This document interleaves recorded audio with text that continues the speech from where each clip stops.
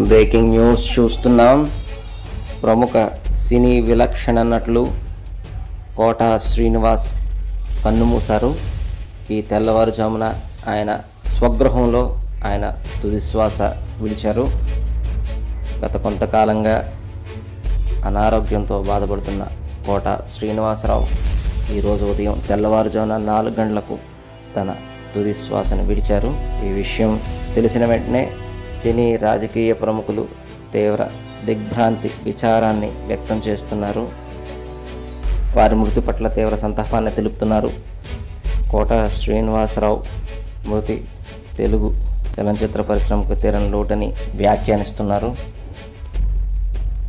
ఈ తెల్లవారుజామున కోట శ్రీనివాసరావు తన తుది శ్వాస విడిచారు. అయితే దాదాపు 750 పైన చిత్రాలలో కోట శ్రీనివాసరావు గారు తన విలక్షణమైన నటనతో ప్రేక్షకులను మెప్పించి మైమర్పించారు. హాస్య నటులుగా, విలన్గా, ఓ తండ్రిగా, ఇలా ఏ పాత్రలోనైనా అవలీలగా ఒదిగిపోయే కోట శ్రీనివాసరావు ఓ గొప్ప మహానటులు.